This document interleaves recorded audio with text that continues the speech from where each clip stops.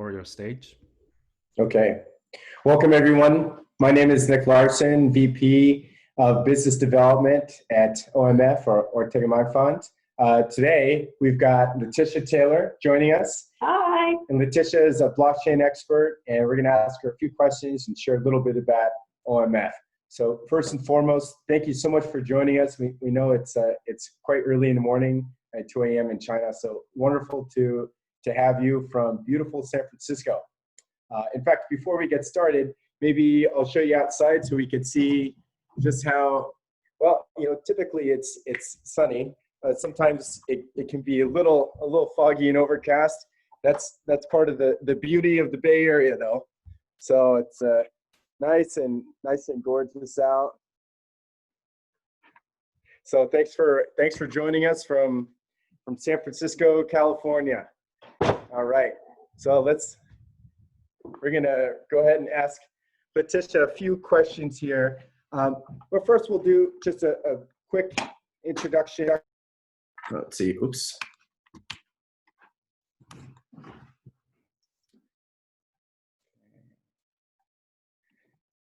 All right, we're gonna do a quick introduction on OMF, essentially solving the intersection of banking and blockchain. So think decentralization, consensus mechanism, transparency, and solving that in the banking space. So really neat problem the team here at OMF is solving.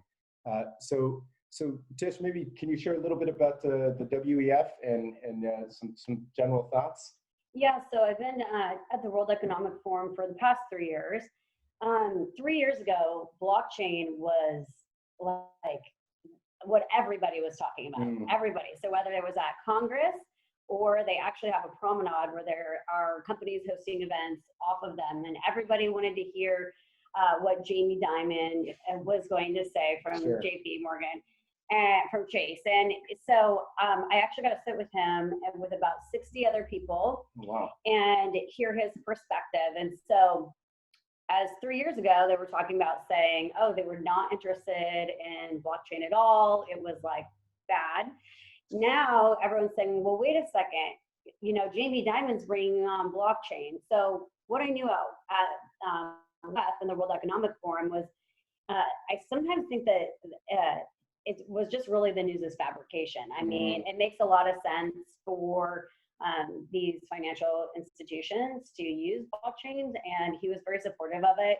So they're going to continue to develop different programs around it. So this isn't a new surprise. I think now the next year was about cannabis, and then the next year was about something else. So to me, I just think it's not if, it's when. Exactly. The trends are interesting, right? Because we know that banks historically have held the majority of the power and control. But what's beautiful about the decentralized approach is it puts the power back in the people's hands, and really introduces a decentralized, transparent approach to banking, which is going to be incredibly innovative. So pretty exciting. What was Jamie Dimon like? He's kind of like a rock star in the space. What was that like? Yeah, so he's very. There's two things that stood out to me about him. He lives a very balanced life. So what I mean by that is that he really prioritizes family. So when he goes home at night and he spends time with his family, he doesn't do any work. Wow. He's not on his cell phone. He's not doing anything. It's absolutely devoted to his family. And the second thing he was very on top of is follow up. Everything was about follow up, and consistency. But the guy's very down to earth, and you can see why he has a lot of discipline in his life, and that discipline and that structure and those systems is what creates that. And I think that that's part of some of the advantages that blockchain creates as well. And from like a consumer perspective, I could tell you a horrible story of banking that I could see it being of value. Unfortunately and embarrassing, like 2 years ago, I cashed a check after talking to a manager of a bank for a substantial amount of money, where I thought was a credible check, and instead it ended up being a fraudulent check and a fraudulent whole program, and they took about $20,000 out of my account. And so the bank itself actually held me as a consumer liable, even though I had asked the manager of the bank, and I thought, oh gosh, this is such a good application for blockchain, because here I am. I mean, I'm an expert in other areas, but I wouldn't say necessarily. That's why I went to my financial institution to get information. And so I really like this decentralized part of it. I think it gives a little bit more control and transparency back to us. And so unfortunately, that was a $20,000 learning lesson. Well, you're not alone. We've heard these things happen before. And accountability and having clarity and insight into the financial processes and who's responsible for what. This is actually the part of the problem that we're solving at OMF or ORTA Mine Fund. So essentially, and thank you for sharing that. We're able to incubate global BTC mines. So think edge computing, artificial intelligence through mine funds.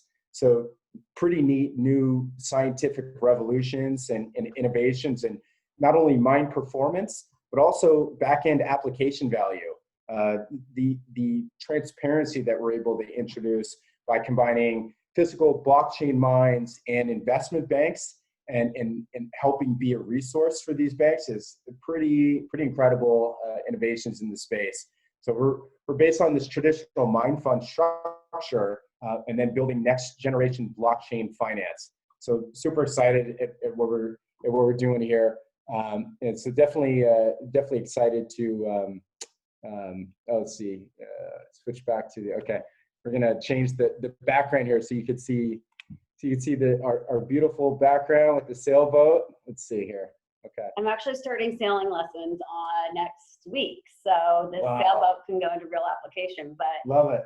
Yeah, you know what's funny is that San Francisco has one of the best natural geographic regions for sailing, and we get pretty intense tide. So it comes in and it comes out right underneath the Golden Gate, which is maybe 2 miles that way. Yeah. I mean, or give or take or something like that. But wonderful to have everyone here. And thank you again for the commitment and joining us so early, and really excited to share a little bit about OMF and the innovations we're changing in the banking and blockchain space. So definitely check us out online.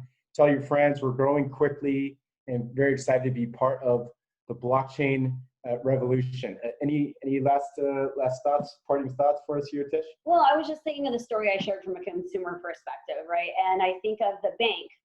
And so what was the bank protecting against? You know, obviously if they are writing fraud, if they're filling fraudulent checks, then that's money out of their pocket. And so really, I think what OMF is doing and what we're doing collectively is helping to partner up against this criminalization that happens in all industries, but it costs a lot of money. And, you know, they're obviously, you know, it's $1 billion industry to be a criminal. So people are smart and they're just getting away with things. And so I think that you know, OMF is doing a great job there. And I continue to look forward to watching you guys grow. Thank you for the kind words. We're really excited, just the concept of consensus, right? Making sure that there's complete transparency in the space and driving innovations in that direction. So thanks for tuning in. Hello and goodbye from San Francisco. Until next time, thank you so much. Have a wonderful rest of your, or have a wonderful day here. Thank you so much. Don't go to bed. Yeah. Thank you so much. Thank you, guys.